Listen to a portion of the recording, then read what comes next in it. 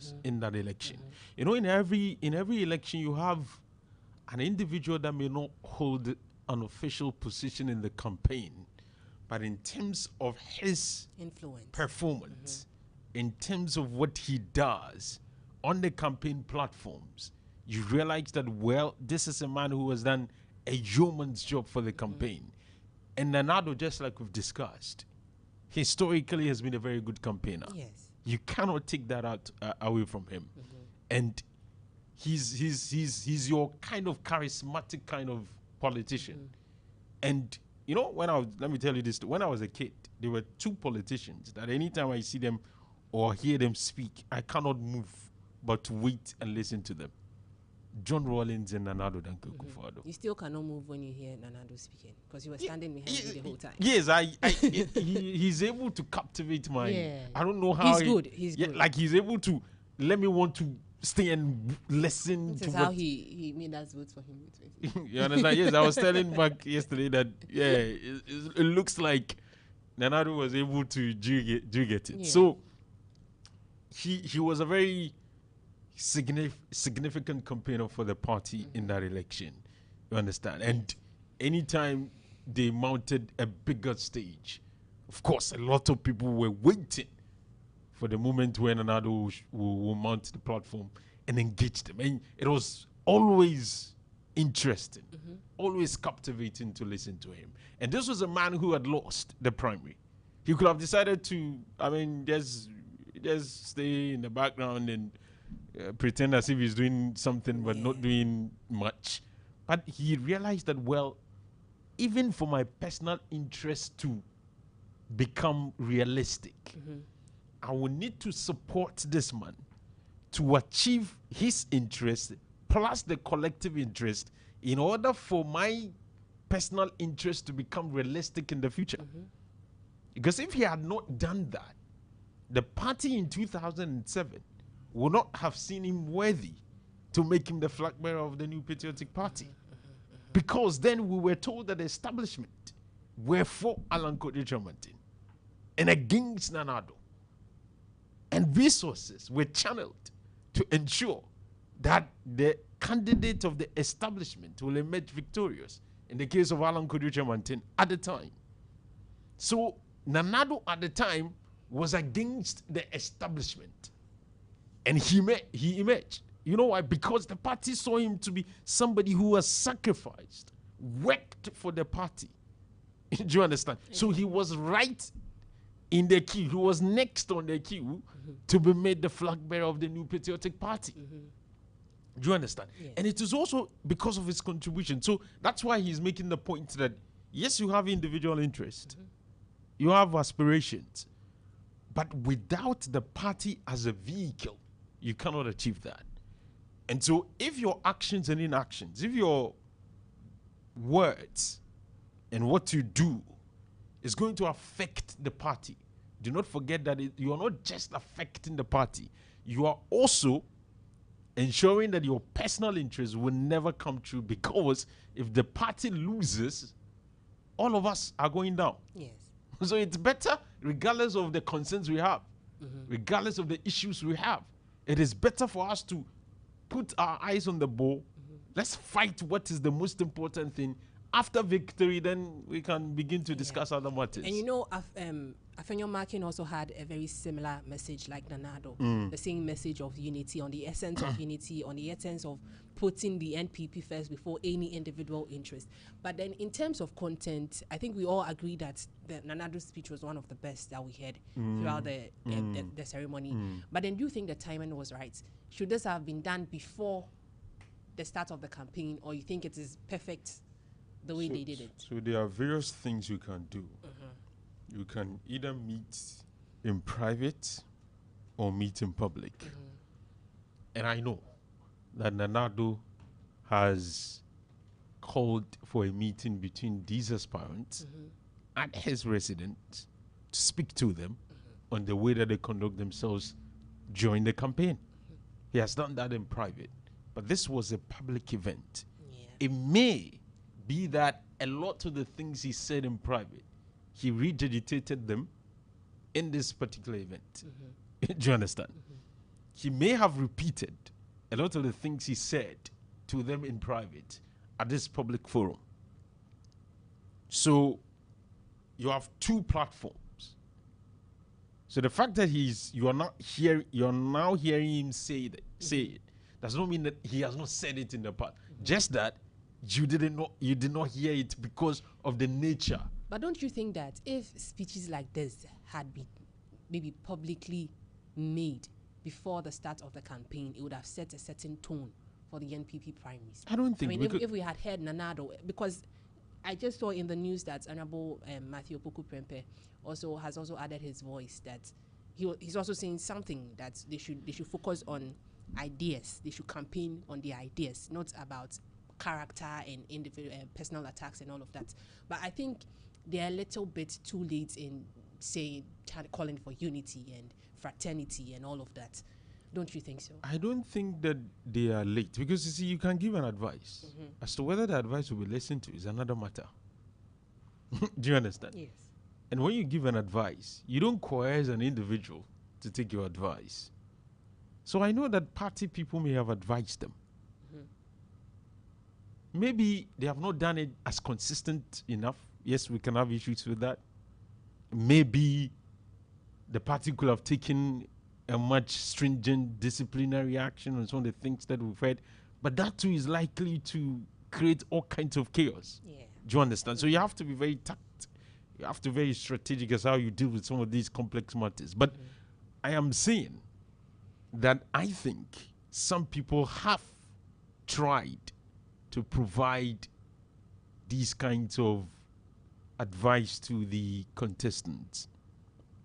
John Kufuor, for instance, Nana Addo Kufuor, for instance, and maybe some party elders, do you understand, may have in their personal capacity saw it worthy to caution these people to be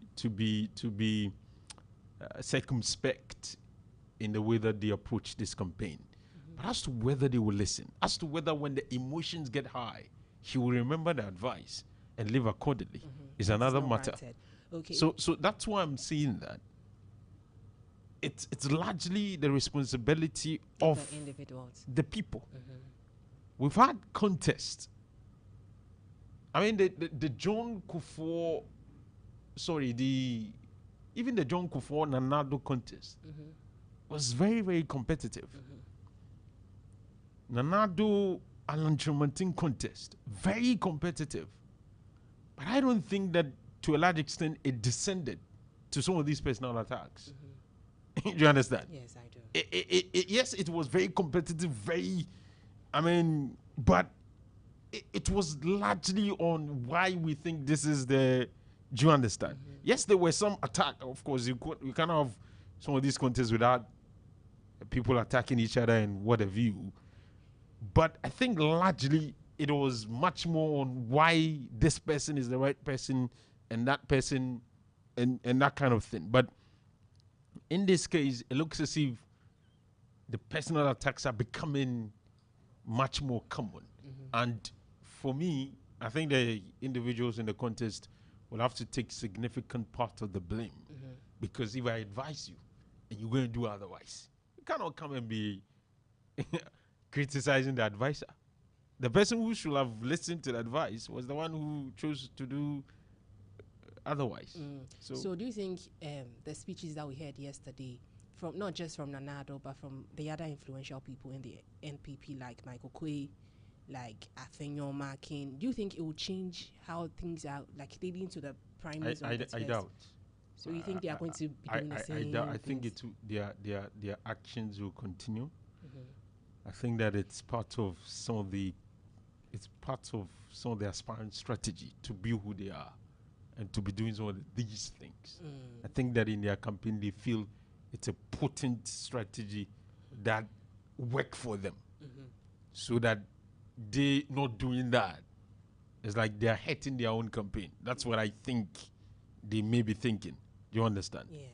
And unfortunately for them, when you continue like this, I doubt if the party delegates will see you worthy to vote for you. So what's going to happen is that some of them will continue. And they may be able to get some reactions from other quarters. But I think that the delegates will be able to read between the lines who is the problem. I think they will be able to see it. Yeah. So I think that there's a way. The last time I was telling you that if a party is so hungry for power, when they realize that you are a stumbling block, they will discard you and move ahead. When the delegates get to that realization that this person or this camp or those camps are problems, they will deal with them and forge ahead. That's what I think. So as for the insults, the attacks, whatever, I think it's going to continue. I think that reactions will be gotten from what will be said and what will be done. Do you understand? Or what will be written.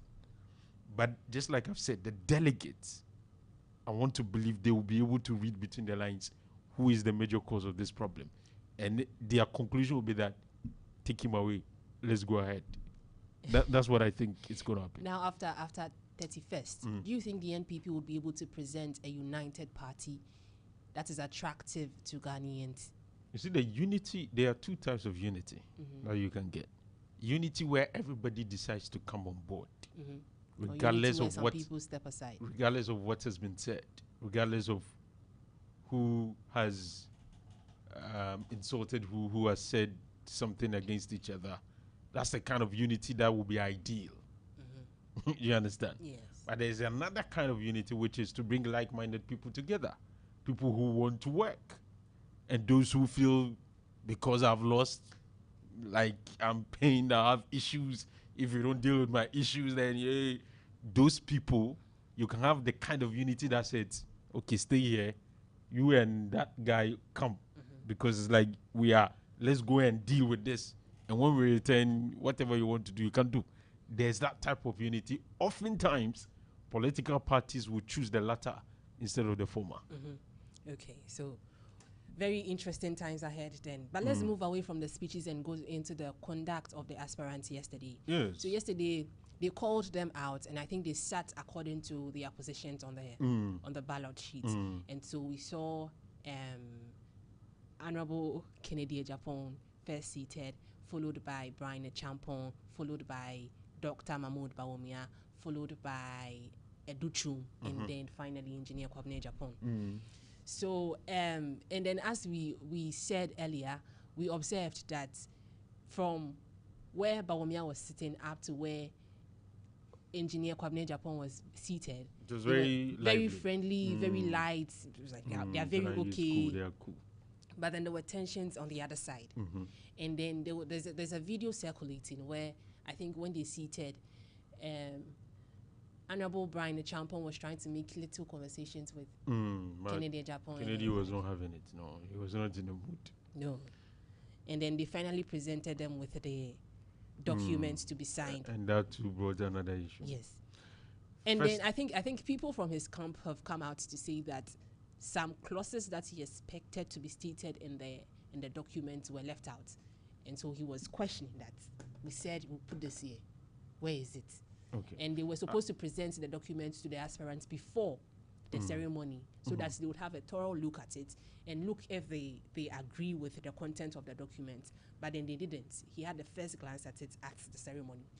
Okay, so we can come to that. You know, when an issue happens, what you need to do is to find the chronology of events and piece it together. To that provides you the context. Because sometimes when you pick one situation out of the whole and draw a conclusion, you may be unfair to the personalities involved and, of course, to the situation that we are talking about. If you make the point that he had not seen the document before the signing, and that the only time he was seeing it was when it was brought to him, you just also related to his posturing before the signing itself. Clearly, it appeared as though he was angry. Oh, yeah. I think from the very beginning when of the ceremony, he was disturbed. Yes. So he didn't even fake a smile. Absolutely. So then, if I am watching I'm not going to judge you just based on when the document was presented. I'm going to judge everything that I've seen in Prior its to you seeing totality. the document. Yeah. And I may say you had issues from the start. And it's not just about the content of the document. It may be something that you are whatever. So that's the impression you give me. And the incident with Rainer Champo was even before he received Absolutely. the That's documents. the point I'm making. So that's why I'm saying that, yes, if you piece everything together, you clearly will be able to understand the context. But don't you think that they could have controlled the situation? That if they had, as they are making their case, if they had presented the documents to them prior to the ceremony, and if they had given them a chance to look through the documents properly, we could have avoided events like that. I've also heard from some of the people from the other camps saying that the document was presented 5 days ago. Really? Yes. So maybe, well, then I don't get them, because maybe they made the argument that they should add certain clauses, because that is what they are saying now, that particular clauses that they expected in that document were missing. No, I'm saying that I've also been told that some of the documents were given to them 5 days before the event itself. If it's given to them on the day, then maybe yes, we can have an issue with that. That why is it that it's just like a president signing a memorandum of understanding. Somebody give the example, and on the table when it's going to be signed, the president is raising questions. Usually the expectation is that the document has been given to you beforehand for you to peruse it. You understand? A big political party like the New Patriotic Party, I will be surprised to know that the document was not given to them before. And if what Kennedy is saying is anything to go by, then the argument that they expected some clauses, how did they know those clauses were not in? Didn't they see the document before and realize that the clauses were missing? So they asked that it should be put in. And then when they came on the D-Day, they did not see it and there is consent. Because then if that is the point, then it negates the earlier argument. And it means that, yes, indeed, the document was given to you. And that you personally had some issues. And that you thought that the issues were not contained or were not captured in the document. So either of the two, it means that one of the things they have said may not be true. Do you understand the point? Exactly. I don't know if I'm making sense. I do. And I think his reaction caused the other people to also react to how he was reacting. Everybody was everybody was like, as a Obia, okay, what I realized from their impression is like they are tired of this guy. Why? Exactly. Why always you? Why? What's the problem? Because I think they panned the camera towards where Nanado. Like Nanado, and you know that side, that group, they were like, what is happening? Why? What's the problem? What's the matter? Why is this thing like becoming? Do you understand? And then the aspirants themselves, they were shocked. Like, what is happening? It wasn't after that happened that he spoke to Brian Ejampong, because I think he was trying to explain something in the document to him, and then he said, but even that one, they had to call other people in to come and settle whatever was going on over yes, there. other people had to, and I saw one of his person, I mean, more or less he pushed the executive on the side to talk to Kennedy. Yeah. You see, Kennedy's pushing yesterday, if I'm a delegate, and the way I think with my orientation, I would have said he did not help himself At all. like he cemented an impression of him that a lot of people have. And I don't know why. But were you surprised though? Because I wasn't surprised. Because I had expected Kennedy Japan to come there truly as himself, that he was not going to mask formalities with anyone and pretend that he's cordial with anyone when he's not, because he had already made certain statements that clearly showed that he was not happy with some people in the party. You see, that posturing, you can have it as a party member, but to want to lead a political party with that mindset, I doubt. I don't think so. See, leadership is difficult though, especially political leadership. You must have the ability to stomach a lot of things. Last time I was telling you, if the likes of John Mahama, Dr. Bamia, or Nanado, or even Kufo were to respond to all allegations, all insults, all attacks, the way that Kennedy tries to respond, I think there will be a lot of chaos. Do you understand? So yes, we are not saying he shouldn't be himself. Try to be yourself. But there's a part of yourself that you know is a problem. Or a lot of people have been telling you, this thing, you have to work on it.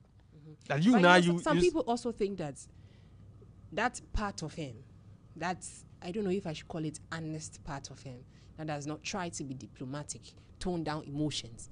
That is what Ghana needs as a country at this point. that is what they think Ghana needs.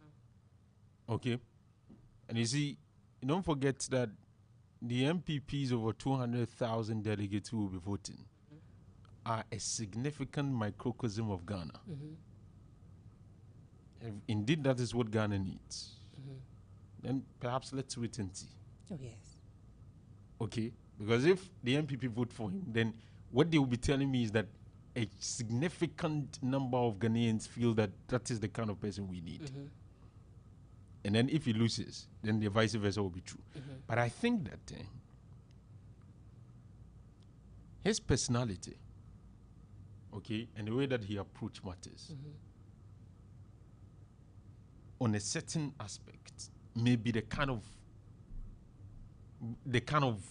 how do I even call it? The kind of personality we need. But you see, there's a part which also raises concern. The way that he deals with personal disagreements, things that he doesn't like, things that he thinks other people have said about him, the way you respond to them. I do not want to see my president responding or reacting in that manner. Me personally. Some people may disagree with me. I don't want to see my president degenerate into some of these things. If that president is the most competent person, okay, that is, we are assuming that he can do the best of jobs. I also see character as competence.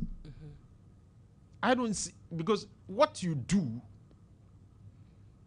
is something that all of us cannot say emphatically that indeed you'll be able to do what we think you'll be able to do.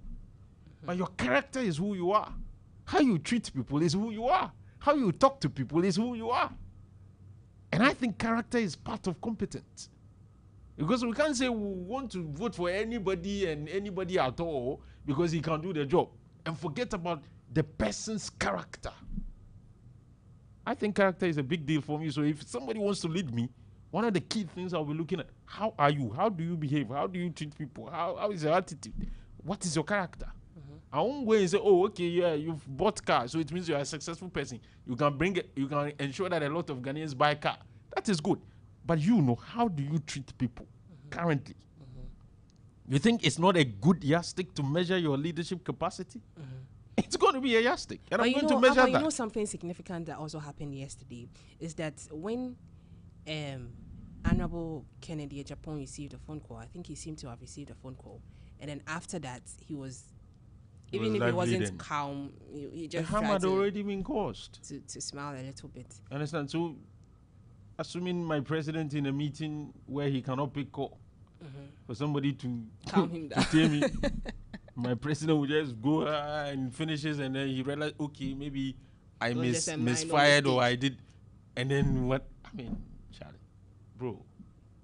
You see, president is it's not an easy job like that, though. Now, should he win, do you think that he can forge unity in the NPP? I doubt. Yeah, I seriously doubt. I don't see that kind of strength in him. But don't you think things would be easier for the NPP when Honorable Kennedy Japan wins? Because then the other people that you are saying that, oh, they are diplomatic and they can stomach a lot of things, then they are going to stomach their defeat and then all go and rally behind Kennedy Japan for the national agenda.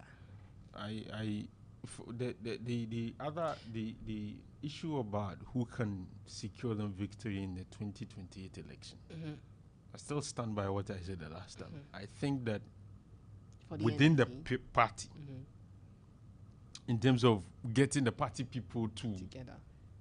to want to come out and vote for whoever. I seem to think, I may be wrong. That's my understand, that he seemed to have some base with the grassroots. Like a lot of the MPP people like him. But I think if I look at the interest of Ghana, if I have to choose between him and Baumia, I think Baumia will do a better job for Ghana than Kennedy. That's what I think. And I think Ghana needs Baumia more than we need Kennedy. But then, just like I said the last time, the MPP needs Kennedy more than Baumia. It's a very controversial statement to make, but that's my view about this whole thing. But I think that to be president, Kennedy needs to change a couple of things. Or fine-tune them. He needs to make some adjustment. He cannot continue to stay like this and expect that a lot more Ghanaians will see him as a presidential material. People make the argument that Ghanaians are sometimes hypocrites when it comes to some of these things because we allowed Donald Trump in the U.S. for some of his outbursts. People allowed him. Yes. Some. And then when it comes to Kennedy, it's like everyone is saying, he can't be. So then you should look at the difference. Some of the people who allowed Kennedy, who allowed Donald Trump, and then when it comes to Kennedy, they are like, there's something you need to ask. Whatever Donald Trump is doing, he's doing it for the people of America. They are not closely affected. Sometimes there are things that you admire from afar, that you want the person to be doing it for the other people. But when he's doing it to you, then you're like, no, this thing, I don't want it for me, but I want it for people. There could be that factor where people look at the interesting character, they like him or everything. Oh, for America, yeah, he's good. But I don't want such a person to be my president. There are people like that. So that's where you could see the difference. Okay, so they are the kind of fathers you admire for people like you. But if he should become your father, you have issues. So sometimes that too can happen. I think that yes, because these people, they are interesting characters. Yeah, everything is exciting. Like especially when you love politics, you love some of these individuals. But there's a point where you look at the bigger picture. My president, no, I don't think I want this. But you also made a very interesting point about Kennedy's support with the grassroots. That the base of the party seems to be in support of Kennedy. I seem to think that there's a section that seem to like him. So I think that is what makes him a significant part of the NPP at this point in time. There's no doubt about that. That you need Kennedy. Which is why the things that they've done leading to their presidential primaries, it is very important because I think they've poked holes inside their party. Yes, because had they conducted themselves in a more proper manner, I think if whoever would have emerged winner, aside Honorable Kennedy Japan, would have been able to liaise with him to get the support from the grassroots. Okay. But I think now it's going to be difficult, or don't you think so? If Kennedy doesn't win. I think it's going to be difficult. It's going to take a lot of work. I think that both parties will have to make some concessions. They'll have to compromise. And it looks as if both camps are not happy with each other. You understand? Both camps. Baumia, Kennedy. They're not happy with each other. Everybody has issues with the other party. So if any of them emerges the winner, then it requires a lot of work. It requires a lot of people to want to intervene. Because if you do not intervene, things may... But I think there was also a breaking point. That's what I've said, that if they try and it's not working, political parties will always move on from individuals they think are problematic. And delegates over time, or party people over time, will shift if they focus on the bigger agenda and they feel that you are distracted or disrupted the attempt to achieve that bigger agenda. They will switch. If you look, that's why the last time I give you the numbers. Alan Germantin and Nana Addo in the first, it was very close. Post that, it was huge. Because at the point the party felt, okay, now let's just support him for him to go and get us the reward and then we'll move on. So you know that you think, Charlie, go somewhere. Let's you understand? Parties sometimes they get into that mood, especially when they are angry for power, especially after 8 years. The parties get into mood where like regardless of whatever, we are going to capture power and come. If they get into the mood and they realize that you are standing in their way, they will boot you. They will shift you somewhere and go and get the thing. Do you understand? So whoever is the problem, or whoever will lose and feel that he's going to more or less do one of, he should also be thinking about that you cannot do this for long. Parties will not allow you the opportunity to do this. You do it for a period, maybe first 4 years, but after 8 years, when they are angry for power, when they have reached the crescendo, they will just finish you and go and get the thing. So you too, you'll have to be thinking about your relevance, your political relevance, your political influence, and then telling yourself what to do and what not to do. Do you understand? So I think that for me, the handlers of Kennedy and I saw that Bawumia too was moody before I come to Kennedy. Bawumia too was really moody, if you realized. Especially was it throughout the ceremony? No, with the other people, yes, he was. But then you realize that he was not happy. I realized that Bawumia was concerned. Maybe it's the campaign that is. I think the campaign is taking a toll on all of them. Yeah, I think. But the people who were very calm, very happy, very okay, is Kwame Japan and they know. Educhu. They were very okay. I think Bawumia was also harboring some concerns. Oh yes. I think he has issues. So I think at a point I was asking you that, do you think there's a little bit of tension between Bawumia and Brian too? Maybe. I think especially for Bawumia is the Kennedy thing. Because I doubt that I saw any interaction between Brian and Bawumia. And then you were telling me it's because of the presence of Kennedy Japan. I don't think maybe so. I think between both of them, between Brian and Kennedy. I feel that him talking to Brian is like he's roping in Kennedy. He didn't want to look on that side at all. It's like this side, there's problem there. So I won't even go there too, and then I'll be embarrassed because he never knows what he's going to get. Exactly. And he couldn't predict, so he wanted to just let me just stay in my corner. Do you understand? So I realized that he too was concerned. But it's good that at least for Yao Educhum, Comrade Japan, and Bawumia, they made the place a bit less tensed.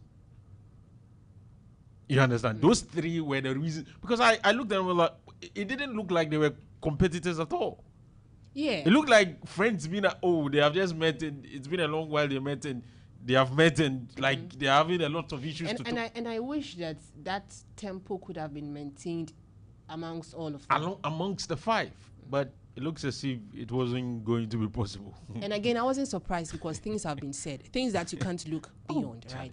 At least not now. A lot of things have been said. So I think that they will have to do the needful. Regardless of what happens, one person is going to lose. So one person is going to win. Yeah. Whether they like it or not, they will need to come together. Okay. They will need to come together. Because if you don't come together, even you personally, your political relevance will begin to fade. If you think, I'll go and join another political party, or I'll defect, or I'll create my own party. Yes, the buzz will come for a period.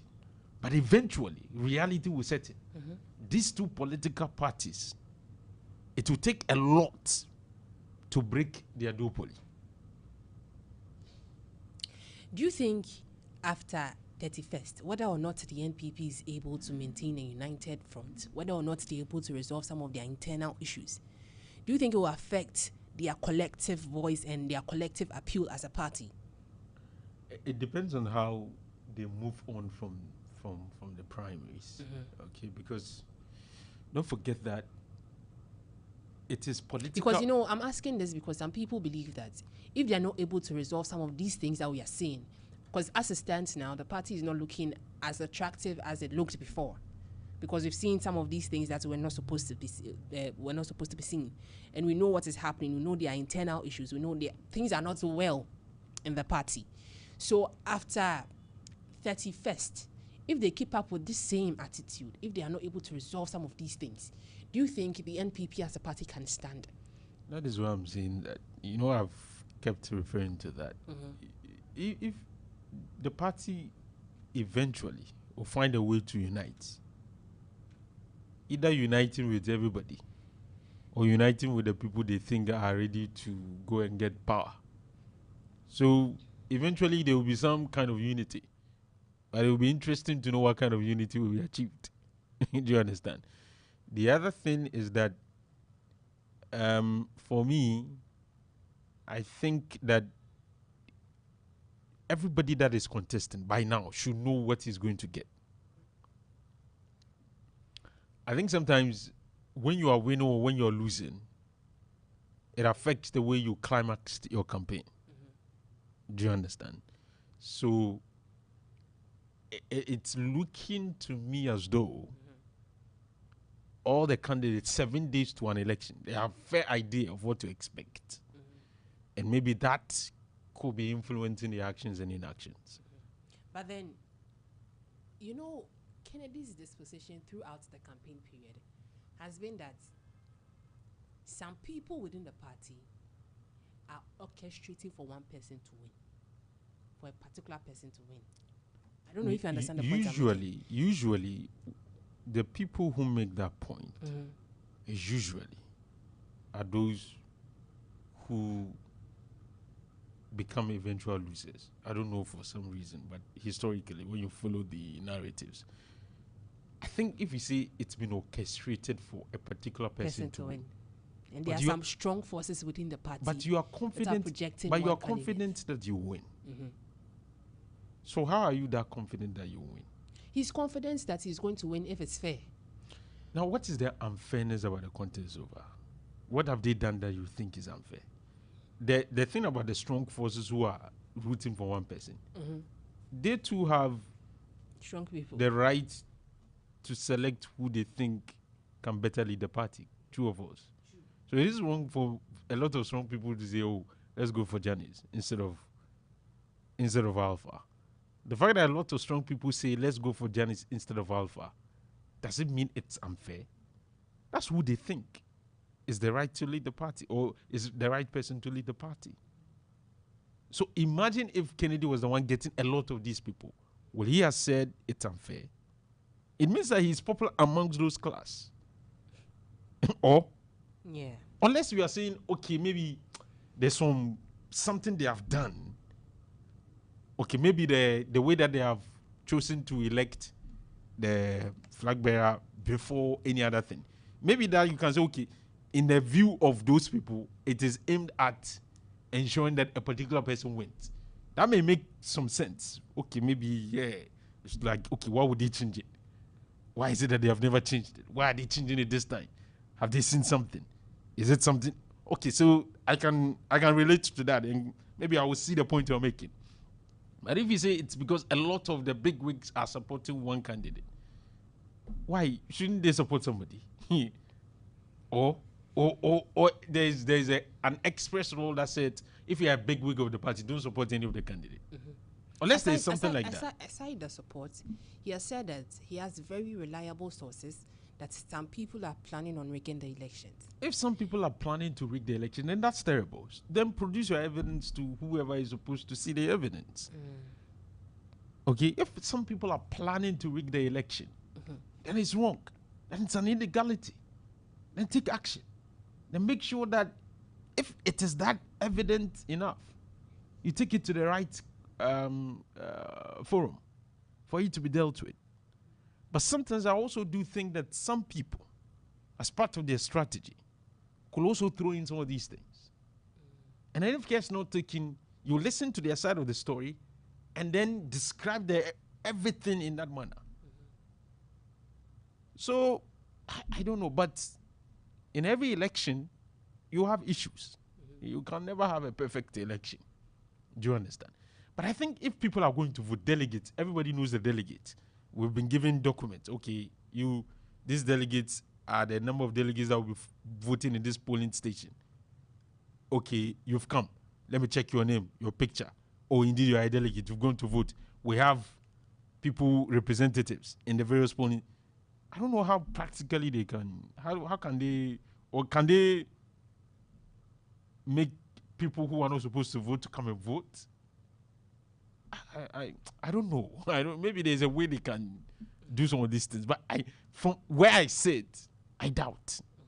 The only, just like I've said, the only thing I can maybe the way that they have flipped everything upside down to now go in for the flag bearer election before any other election. Maybe in the view of the Kennedy camp, they will say, okay, this is an attempt to make the thing favor somebody.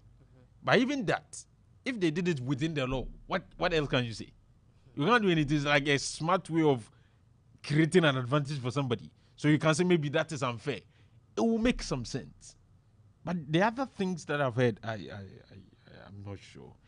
I think that Kennedy, I believe he can win. It's possible. But I don't expect him to win. So, because it is possible, if I were him, for the last 6 days or so, I put in a lot of effort to ensure that if there are a lot of delegates who have decided to vote for Bawumia, I can get them on my side.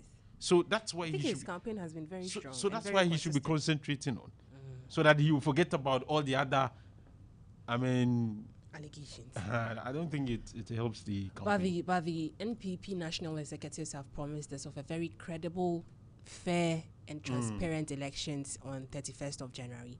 Yesterday, we also heard from the IGP, who promised that security will be assured at all the centers and that a significant number of police will be deployed to the various centers to ensure that nothing goes on. So I'm really looking forward to 31st, and I think the NPP national executives are going to really do their best to ensure that the election is as fair as it can be. And then they also said yesterday, was it the chairman of the elections? I think he made the point that if it is alleged with evidence that some mishaps have gone on at any of the centers, they are going to annul the results for that particular center and then redo the election. So I think they've put in place measures to ensure that whatever someone is planning to, if it is true that someone is planning to rig the elections, it's not going to happen. Absolutely. So that brings us to 40 minutes after 8 a.m. So far in studio, we've been talking about the NPP presidential primaries and the peace pact that went on yesterday. You can also join in on the conversation by giving us a call on 054-102-2318, 054-102-2318, or you can send us a WhatsApp message via 059-393-2993, 059-393-2993. For now, I think we should take a quick breath. When we come back, we'll continue with the conversation.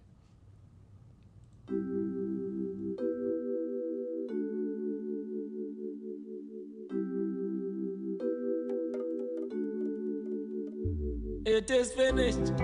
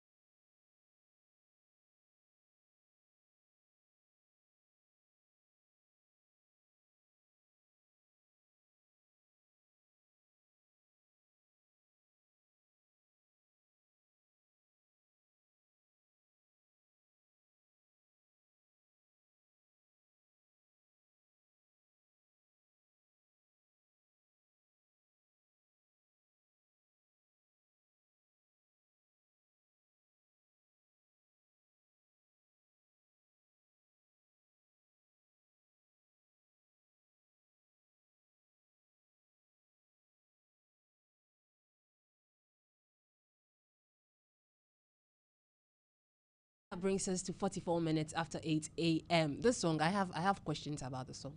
You know, there's a part where he says, "Ini bi eni yonko."